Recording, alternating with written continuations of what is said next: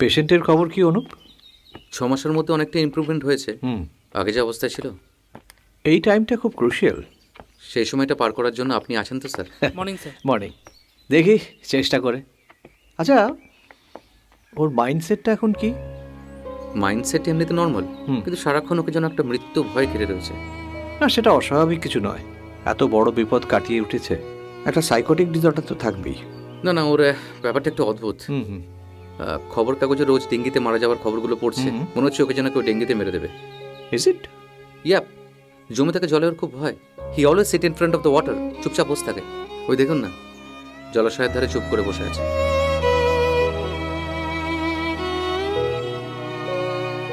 তবে আজ থেকে আমি কাউন্সিলর কল্যাণ মুখার্জি নয়, জাস্ট আ নর্মাল পার্সন। দেখি সেশন শুরু করি। Anyway, all the best sir. Thank you.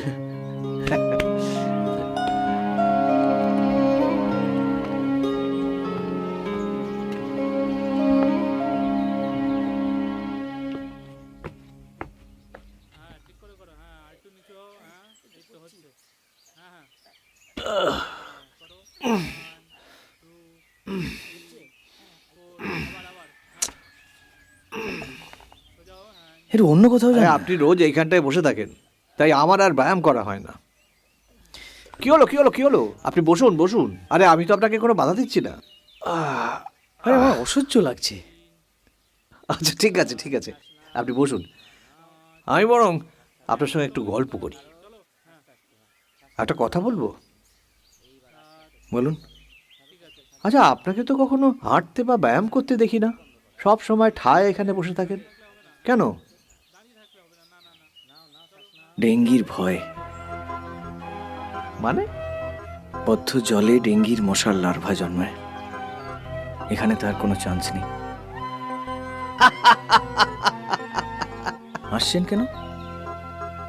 বুঝলে ভায়া, এই যে সকালে উঠে লোকে মাঠে গিয়ে নানা রকম কসরত করে, সবই কিন্তু উল্টো পাল্টা। বাঁচবে কি? এতে শরীরের কলকবজা আরও বিগড়ে যায়, হয় বাতিক। তবে জানো ভায়া, কলকাতার এই যে মর্নিং ওয়াক, এর একটা আলাদা বৈশিষ্ট্য আছে। যদি খুঁটিয়ে সকলকে দেখো, তোমার সবাইকে মনে হবে বাতিকগ্রস্ত, কিন্তু সকলেই আবার খুব রঙিন। বাঙালি যে একটু বেশি ইমোশনাল, একটু বেশি নাটকীয়, তার বেস্ট এক্সাম্পল হচ্ছে এই মর্নিং ওয়াকাররা। ময়দানে, লেকে কত রকমের মানুষ দেখা যায়, দেখলে অবাক হবে। কেউ কাঁধ ঝাঁকাচ্ছে, কেউ কুলকুচির মতো করে গালের এক্সারসাইজ করছে, কেউ আবার এমন কোমর নাচাচ্ছে যে মনে হবে এই কোমরটা খুলে পড়ল। পা তুলছে এমনভাবে যে কোনো সময় খেঁচকা লেগে যেতে পারে। বেশিরভাগ ব্যায়াম কিন্তু একেবারেই বিজ্ঞানসম্মত নয়। এই রকম সাংঘাতিক বাতিগ্রস্ত লোক ছিল আমার মামা অশ্বিনী চাকলাদার। আমার মামাও কি আর ব্যতিক্রম হবেন? তার কসরতে কি উপকার হবে তা ভগবানই জানেন। ওই যে হাফ প্যান্ট পরে আর এক মূর্তিমান, তিনি মামার বন্ধু বেচু, একটা কৃষি পত্রিকার সম্পাদক। পায়ে পায়ে এগিয়ে আসছেন মামার দিকে। তবে এমনি এমনি নয়, নিশ্চয়ই ব্যাটার কোনো মতলব আছে। অশ্বিনী, অশ্বিনী, কে ভাই? আমি বেচু। কি বেচো? না না, আমি বেচি না, আমি বেচু বেচু। ও বেচু? হ্যাঁ। কবে থেকে? কি?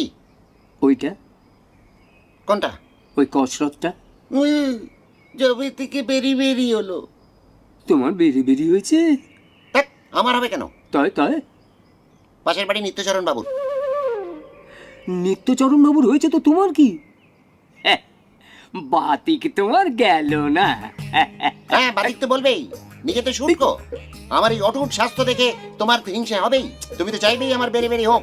না না, দেখো শোনো, রাগ করছো কেন? বলছি যে দেখো, তোমায় কিচ্ছু করতে হবে না, একটু চেঞ্জে যাও। এই আমি যেমন আমার বউকে নিয়ে চেঞ্জে যাচ্ছি, অশ্বিনী, বলছি যে মানে ওই আমি যে কদিন বউকে নিয়ে চেঞ্জে যাব, আমার কৃষি তত্ত্ব পত্রিকাটা একটু সম্পাদনা করে দিও। সম্পা হ্যাঁ। করে দেবো, কিন্তু আমার একটা শর্ত আছে। কি কি সত্য? তোমার কাগজে আমাকে কবিতা লিখতে দিতে হবে। হ্যাঁ হ্যাঁ, লিখো না, কিন্তু আমার একটা শর্ত আছে। কি? যা লিখবে ওই কৃষিকে কেন্দ্র করে লিখো ভাই। আছে আছে আছে আছে, আছে? হ্যাঁ, আমি সদ্য একটা কবিতা লিখেছি। আচ্ছা, শুনবে? হ্যাঁ শোনো। তা কবিতাটা তোমার কি নিয়ে? শিম। শিম? শোনাই? শোনো। দাঁড়িয়ে বলবো? না না, বসে বলো, বসে বলো। হ্যাঁ তাহলে বলি? হ্যাঁ বল। দেখ, আমি তো বলবো, তুমি করছো কেন? ও বলছি হ্যাঁ, শিম। শিম। তুমি কি ইকো দেবে? চুপ করে থাকো না। শিম। শিমের মাঝে অসীম তুমি বাজাও আপন সুর, আহা, আমার মাঝে তোমার প্রকাশ, তাই এত মধু। বলো বেচু, কোথা গেলে? বেচু, বেচু, বেচু, ওঠো ওঠো। কি হলো? ভালো লেগেছে? ভালোই লেগেছে। তাহলে হাততালি দাও, হ্যাঁ হাততালি দাও। হ্যাঁ। কি দিনকাল পড়েছে, আগে লোকেদের ভালো লাগলে নিজেরাই হাততালি দিত, এখন তালি দিতে বলতে কি হলো? দেরি হয়ে গেল। এই ও চিনি, আমার সম্পাদকীয় হ্যাঁ হ্যাঁ, হয়ে যাবে হয়ে যাবে। হয়ে যাবে। এই শোনো ভাই, এত তাড়া কিসে? আরে পাশের বাড়িতে বেরি আমার বাড়িতে ঢুকতে পারে, তাই আজ আমার বাড়িতে গীতা পাঠ। জানলা দিয়ে উঁকি মেরে তাকিয়ে আছে অশ্বিনী। কোন দিকে? কি দেখছে? দাঁড়া না, আরে দাঁড়াতে কত আর কত আমার মুখ পোড়াবে? কি বলছো জগৎ? আমাদের তো এখনো বিয়েই হয়নি, তার আগেই বধূ নির্যাতন করবো কি করি?